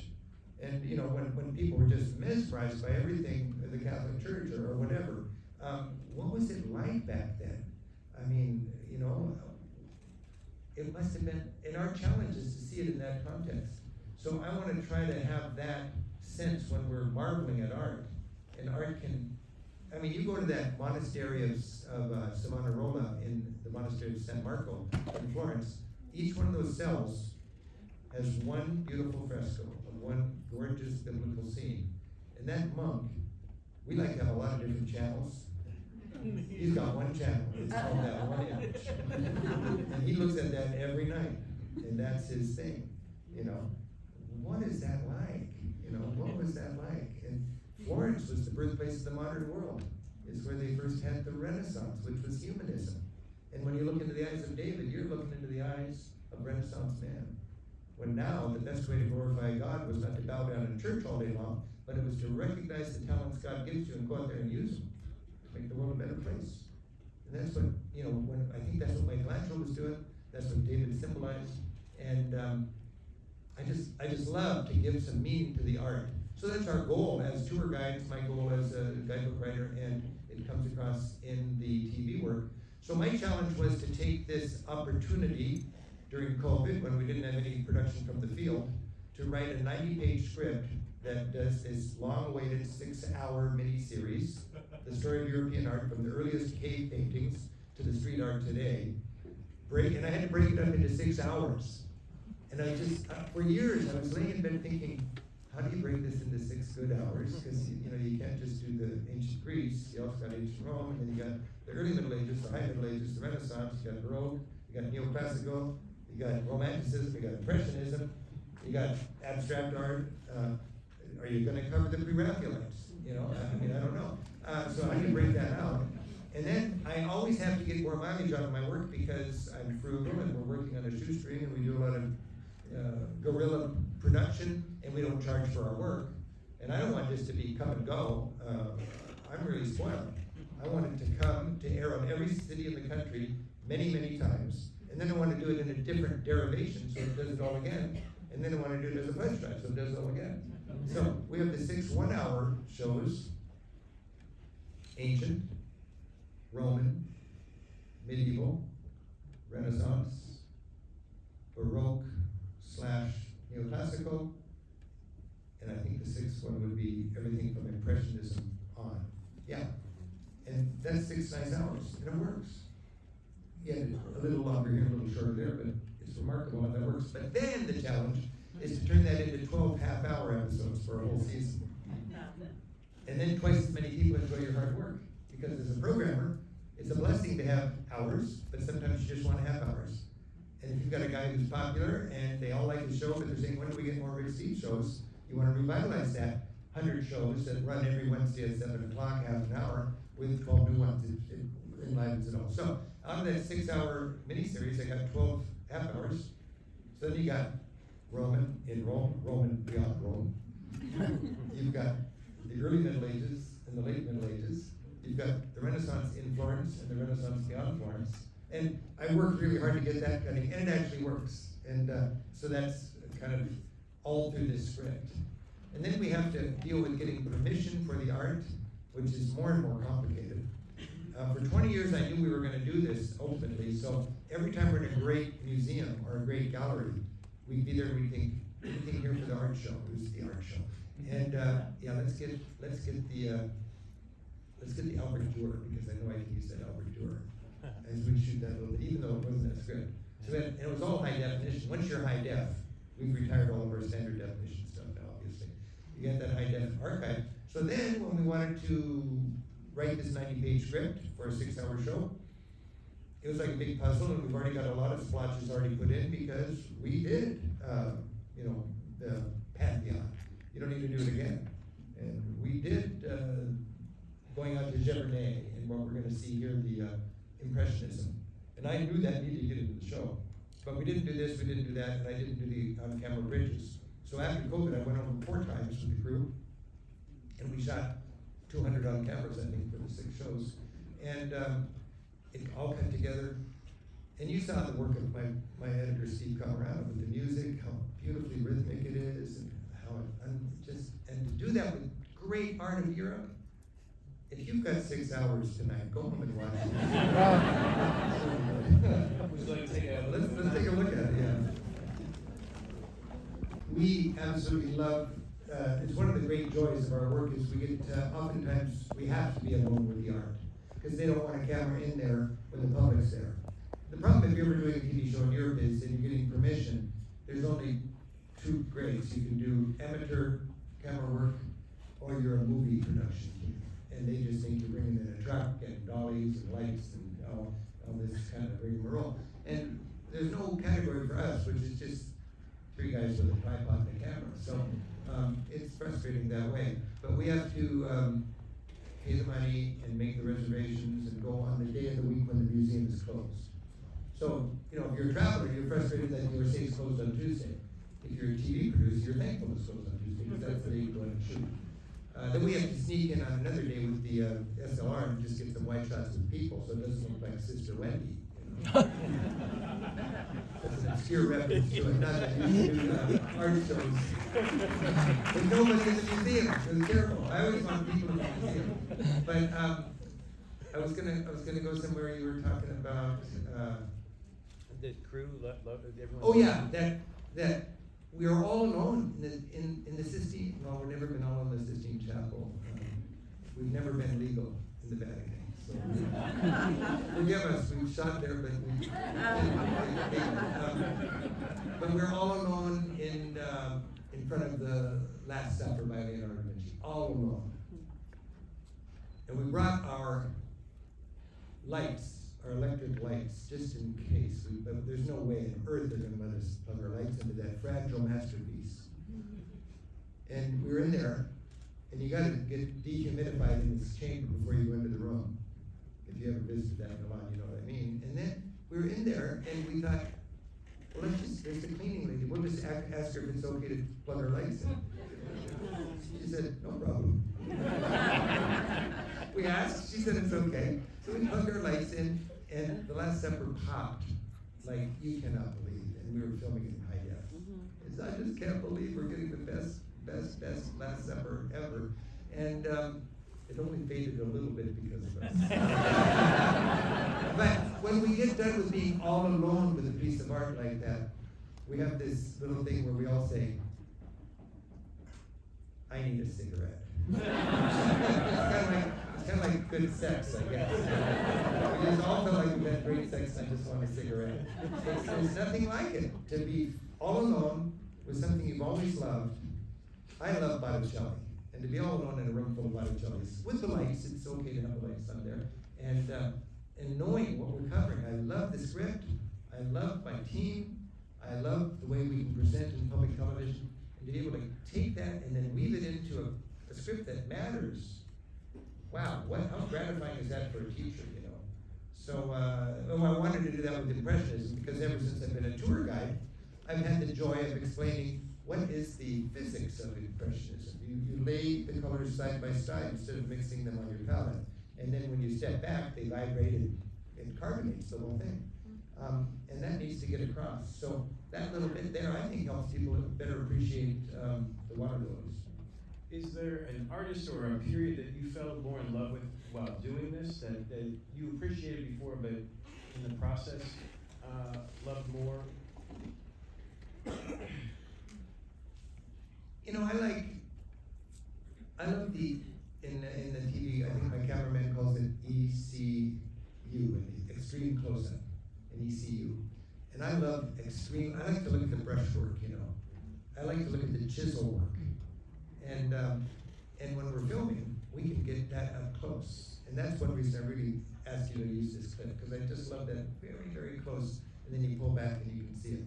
I love the thought that Rubens, he was one of the most prolific painters, and he would just do a little sketch, and then his students would make the big canvas from his little sketch. And then he would come in and just kind of give it the little edges and the glimmers and the reflections, and it was called the fury of the brush. So he'd stand back and he'd look at it and he goes, we need a little more, just that little glint in the eye. And then the masterpiece would be done, or Rubens, and they would send it out to his rich patron, and then he would do another sketch, and his students would do it. He would just crank out paintings, because that's why you see Rubens everywhere. They're all great, done by his school. But for us, we got to show that. We got to show the sketch, we got to show the big thing, and then I got to stand there in front of the camera and talk about the fury of the brush. I like that kind of, if you can see the technique that goes into the painting or the work of art, that's great. And I also love to just kind of think, who paid for this and why? What was going on? And what was, Counter-Reformation. I love Counter-Reformation art. You got Martin Luther pissing off the Vatican. I'm a Lutheran. And then you got the Catholic Church having the Counter-Reformation. And they're just so angry that the Bible's been translated into the people's language that you've got angels coming down and grabbing the Bibles from the infidel and ripping out those pages that are, and then stepping on a snake, which is stamping out Protestantism. It's just this over-the-top propaganda art. And art is really propaganda. You go to Versailles, it's all about divine monarch, Louis XIV. All warmth came to him. The sun rays bounced off of him to warm up the people. And when you go to Versailles, it's Louis XIV with his capable hands on the rudder of state. And you just kind of leave there thinking, I'm so glad I've got a divine monarch. A king that God said gets to rule me without any balance. And I will just follow him because we're lucky to have him. He can reroute rivers and make fountains.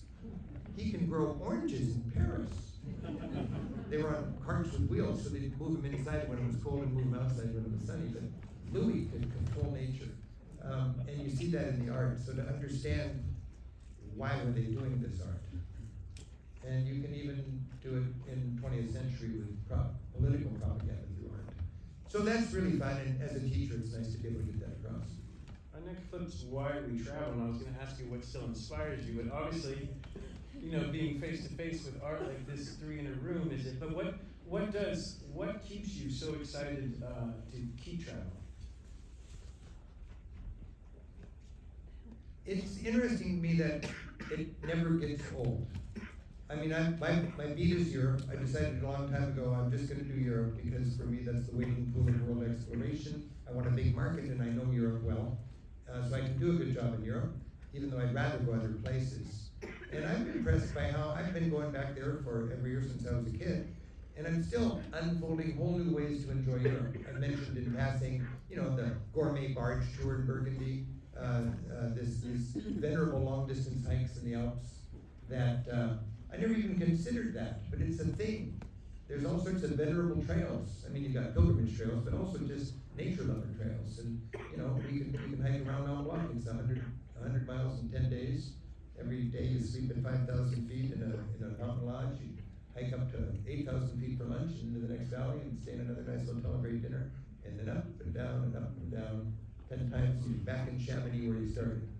It's just one more of endless things you can do. So it's I'm thankful I can never exhaust Europe what it has to offer. And then for me, these days, I've got what every travel writer just dreams of. It's a platform where if I write a book, it's going to sell, and people are going to be inspired by it and hopefully have better trips. And I can actually then make TV shows about it. So I'm just having so much fun. I could retire. A lot of my friends are at this age where you do retire, but I'm just enjoying it. It's people say, where do you go for vacation? I don't really crave a vacation. I'm going over to Europe with the crew again. You can see the fun we have. And I bring it home and I get to talk with people like you guys and share this, and it's just, life is good. Could you even do a vacation? Could you go somewhere and travel and not think of how you would put it together and introduce it to someone? Well, that's a good question. I can only vacation in places where I have no opportunity to work, which is not Europe. If I'm in Europe, it's very hard for me to not be taking notes, just because it would be unethical for me to be listening, not learning for all the thousands of people who are going to use my book next year. But I went with my girlfriend again to Morocco last year, and we both said it would be good to go to Morocco because I don't need to know about Morocco because I've decided not to teach Morocco. And I had a great vacation, and I was really in the moment, and that was really nice. Why we travel? I would love to travel. Do you ever want to speak a bit about the clip? Yeah, this was a TV show that I did during COVID, in the depths of COVID, and it's the first time I wrote a script without any consideration of how would you cover it. What B-roll would you put to cover the script? I wanted to write a poem, a love note to travel, because I was not able to travel. I was locked up at home. And it was a fascinating time for me. And it was actually a sabbatical. I had a good COVID, I had to say it. So I wrote this poem. It's about a third fewer words in a half hour than I'd ever done. And I wrote it, and then I gave it to my crew to decide how we'll cover it. and we huddled and brainstormed and so on. But the first thing I wrote was the script, and I just wanted to, I was thinking how great travel is, how important it is. And of all the shows that I've produced, I think for me this is the one that's it's a poem, and it's a love note. And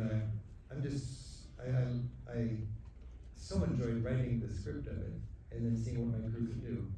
And it is why we travel. And I'm frustrated that we're only going to see 3 minutes of it, because it really deserves all 30 minutes. So if you're going to go home and watch one show, why we travel is one of our shows on our. You can always find it on the PBS Passport app or on my website. So should we watch that clip? Great. Is it from being the tour guide, we're having, what you're saying is right to the person. So when you turn to the camera, it's so clean and terse, it's brought down, the poetry's brought down. Does it come from being the guy? I think it comes from 30 years of Simon coaching me on how to have a tight script. Because 3,000 words, that's not that many words. I mean, a newspaper column is 750 words. So a half-hour TV script is 4 of those.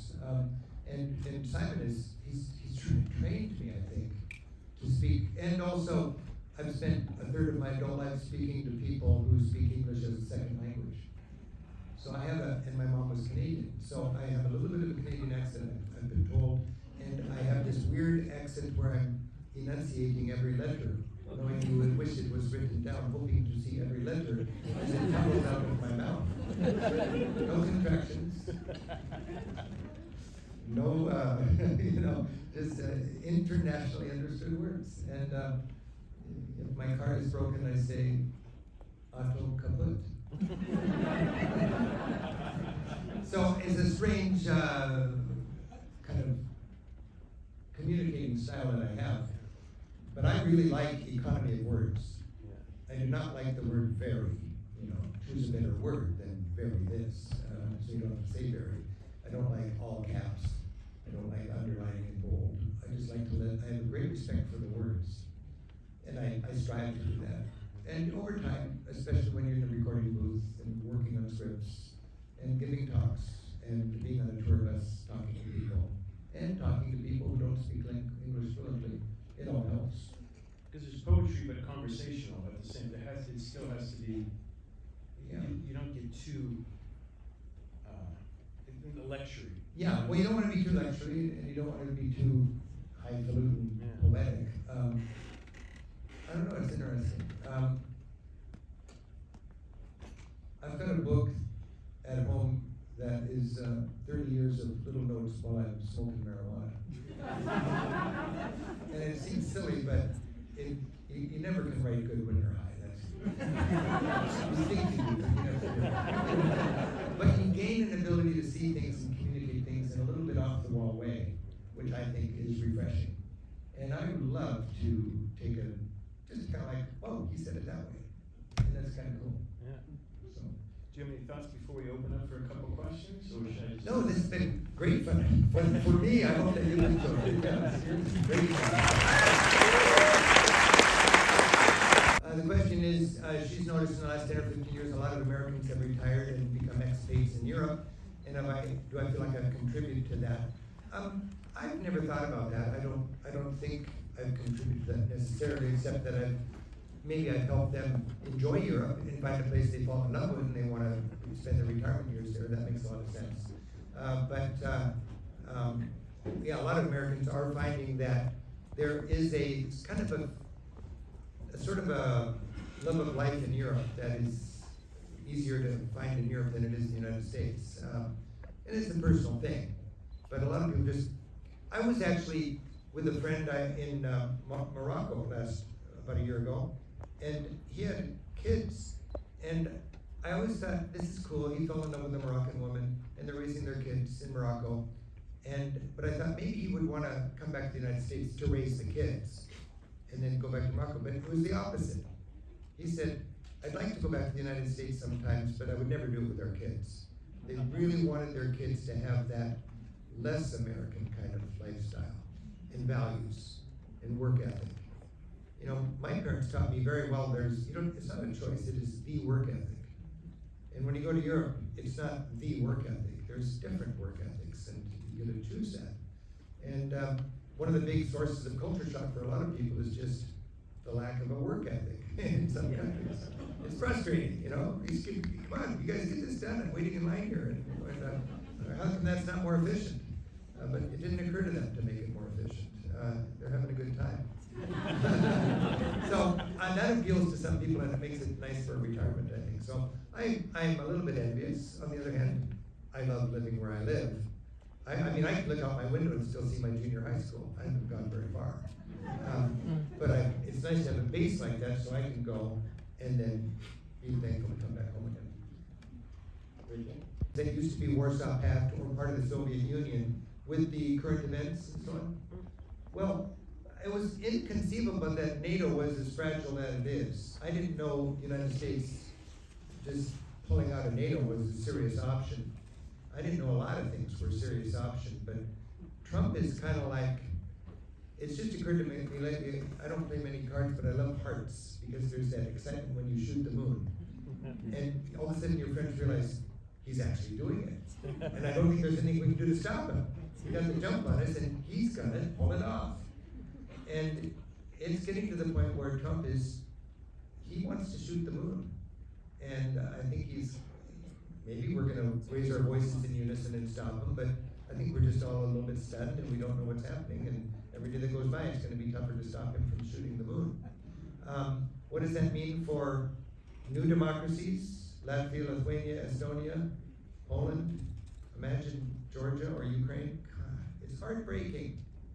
It is absolutely heartbreaking. And America could stop it. I mean, with a strong stance on democracy standing together for not making America great again, but making this world a better place again.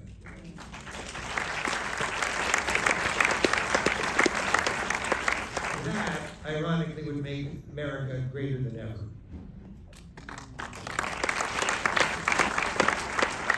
We're making America small again. That's what we're doing right now. And we're wearing little red hats that say just the opposite. Question, yeah. Could you hear that question? No. She was saying how great and confusing it is that I produced this app that offers 60 walking tours for free. And what was the question then about that? Could you talk about developing them? Oh yeah. How to So cross the street here? yeah, so this is an example of, I like to say, and forgive me, I'm giving a lot of talks, so I might be saying stuff twice, but I even forgot what I was going to say because I said forgive me because I might.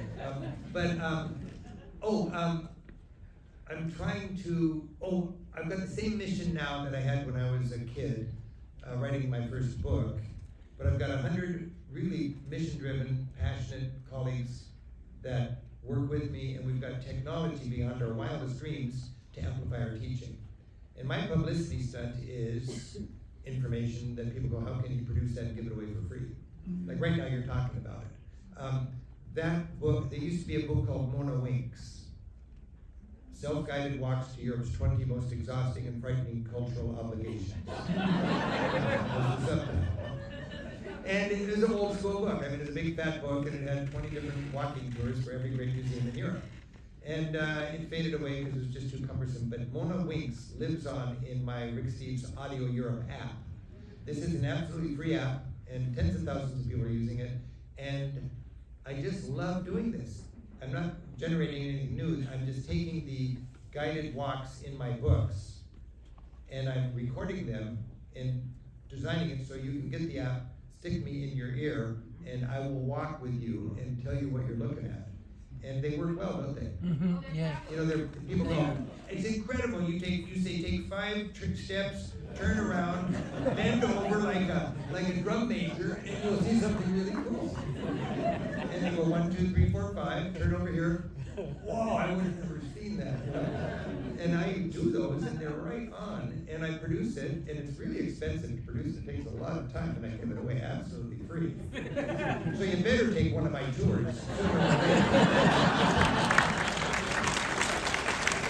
I love it because I don't like to, especially when I'm older and I have glasses for reading, to look down and then look up, read and look up. It's so much nicer just to stick me in your ear and we can walk.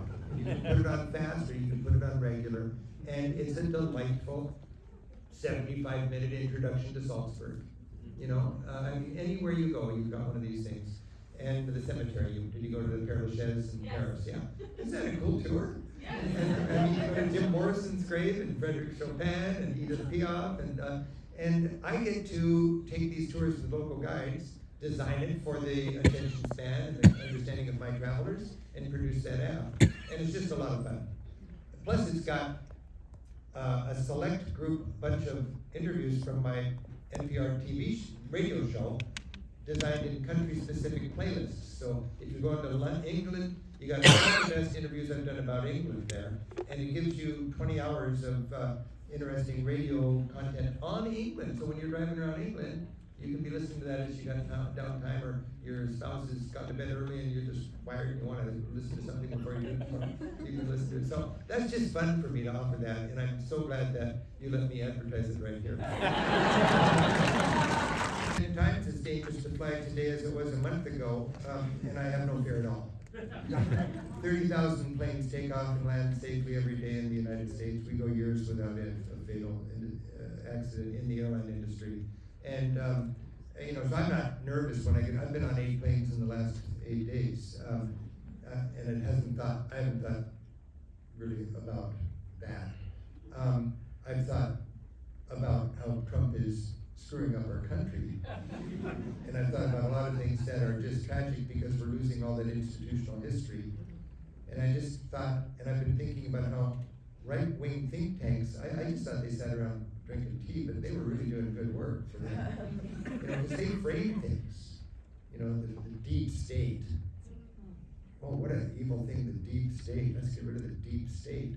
That's just our institutions. That's what makes America America. We're going to come to our senses, and it's going to be very expensive to put all this back together. That's what I'm thinking. God willing, let's come to our senses. Oh, the comment is I've never learned any of the languages, and would I like to live over there? No, I would not want to live in Europe. I really like living here. I'm in a position now, and I just love my home. I've got a beautiful town I live in. I can be very, very productive with my team, and I like being productive. It's kind of a thing I enjoy. And as far as the language, I just don't have a knack for languages. Part of it is I think you got to understand grammar to learn how to build another language. And I never learned grammar in English. I do it, but I don't know what it is. So when they say one of those words about grammar, I lose it. But also, this validates my teaching, because from the start, I have said, if I was a linguist and spoke 5 languages, and I say, hey, come into Europe, it's easy, well, you would say, well, for you maybe, but I'm just like the typical American monoglot. I'm really good with English. And we speak the world's linguistic common denominator. That's the good thing. You know, if you meet a Norwegian, if a Greek meets a Norwegian hiking in the Alps, how are they going to communicate? Greek? No. Norwegian? No. English. That's the linguistic common denominator. So we can afford to be lazy that way. I don't want to celebrate that, but I do want to let people be bold in not limiting their travels because they only speak English. And the counterintuitive situation is, you'd think the little countries would be the tough ones, the Lithuanias and the Bulgarias and the, Portugals. But it's the big countries that are difficult, Germany, France, Switzerland, or Germany, France, Spain, and Italy, because if you're Italian, you've got a big world speaking Italian. If you're Norwegian, you've only got 4 million people that speak your language. If you're going to learn another language in Norway, it's not going to be Lithuanian. Because then 6 million people can talk. You learn English when everybody can speak with you, you see. So we're lucky we can get away with it, but we should learn the nice words. And having said that, I'm envious of people that do speak the language because they get a much better connection. maybe that's one reason why Ireland is one of my very favorite countries, because in Ireland, I enjoy the sensation of understanding a foreign language. We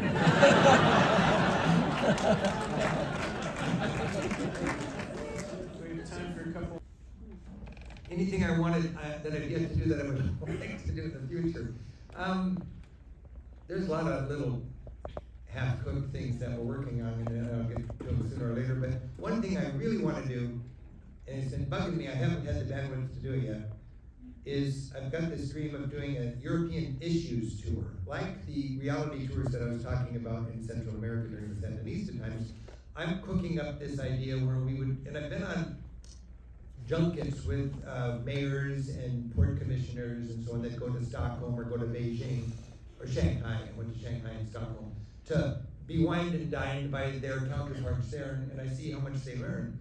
And I would love to do it to create a European issues tour where we would spend 3 nights and 2 days in Copenhagen, Hamburg, Amsterdam, and Brussels, and line up each day with all sorts of local city designers and people that are working on, how to handle affordable housing, how to handle climate change, how to help your center of town be not congested, how to give dignity and a nice place for older people who are dementia and Alzheimer's people to live.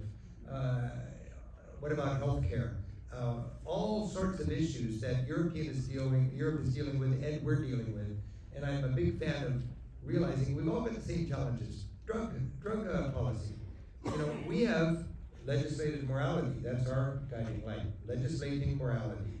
In Europe, they say we're not going to legislate morality. That's folly. We want pragmatic harm reduction. It's a big difference. That's why we lose 60,000 or something people to opioid deaths every year. We're losing more people in opioid death every year than we lost in the whole Vietnam War. And in Europe, they're losing almost nobody to opioid deaths. Their losses are in the hundreds, and we're 60,000.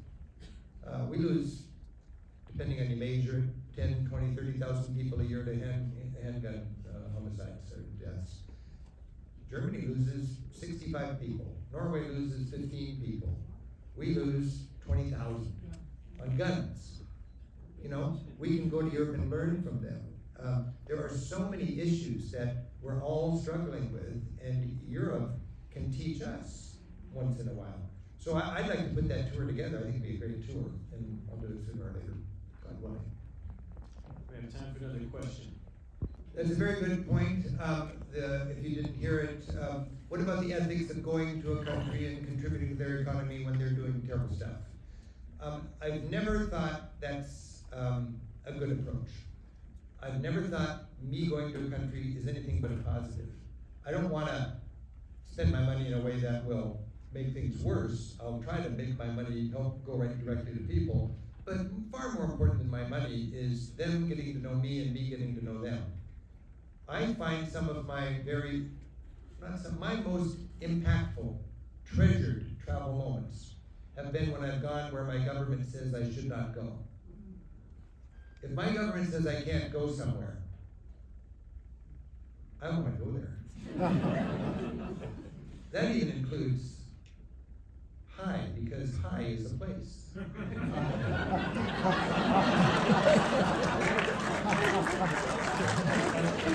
Now there is an occasion when the government says I can't go, and there's a good reason, and I won't go there. But there better be a good reason. Cuba.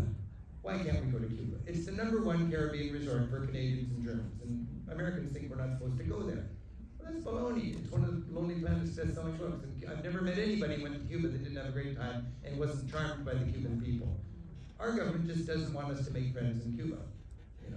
The Bible says, know thy enemy, right? Well, let's stop wearing the cross on your lapel if you're not going to read that thing,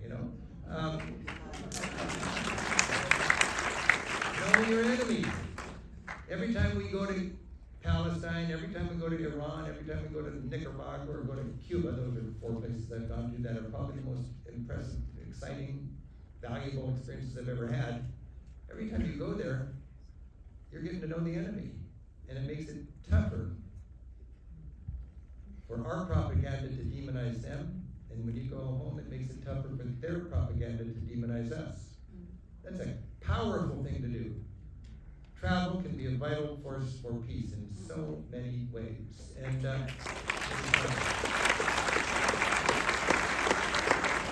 so these issues that you bring up are all very valid, you know. But I just think you have a responsibility when you travel to learn, to talk to people, to get the dual narrative, talk to people on both sides of that wall, whether it's physical or metaphorical, and then come home and share what you learned. I used to lose sleep about, is it good stewardship for a wealthy person to go to a very poor country? And it was clear to me, in the days of film, every time I snapped a photograph, that was like 6 hours of labor. The money for that photograph I was taking, of the people I was shooting at the Oasis, you know. And then I go home and I go to my high-rise hotel or whatever, and I spend 2 years' wages just to get the round-trip air ticket to wherever I was going. I used to struggle with that, and I thought, is that good stewardship? Shouldn't I just, if I care about those people, just donate the money that the trip would cost? But no, if I go there and learn and come home, and then step into that voting booth, and in the privacy of the voting booth, if I do this very perverse thing, not vote for my own economic well-being, but vote for what is right, as a person who believes in God, and if you believe in God, every person on this planet is a child of God. That makes us all brothers and sisters, and when we travel, we get to know the family, and when we come home and we realize love thy neighbor has nothing to do with proximity. That's a mouthful, but that whole love thy neighbor proximity thing, our vice president the other day just said, no, love thy neighbor it gets diluted as it goes farther away, or something like that. No, that's just not right. My daughter is precious, but she's no more precious than a beautiful person that I've never met in Ethiopia. You know, and you don't need to lose sleep over it, but you could at least factor that into your thinking. So I love how travel, Mohammed said, don't tell me how educated you are, tell me how much you've traveled. That's a beautiful quote. Don't tell me how educated you are, tell me how much you've traveled. Why is one of the pillars of Islam to go to Mecca? One of the 5 things you're supposed to do, I guess, or something like that, if you're a good Muslim. It's not to go to Mecca, it's to leave your home and go somewhere else and understand the vast wonder of creation and the diversity and how, you know, I think to gain an appreciation of that. And in so many ways, you learn about your home by leaving it and looking at it from a distance. Where on earth do I come up with these ideas? Traveling and taking notes and talking to people and seeking out culture shock and loving to have my ethnocentricity walloped. It's all the opposite of Make America Great. And it makes our world so much more sustainable, joyful, and beautiful. I love it. I love it. Wow. Thank you so much.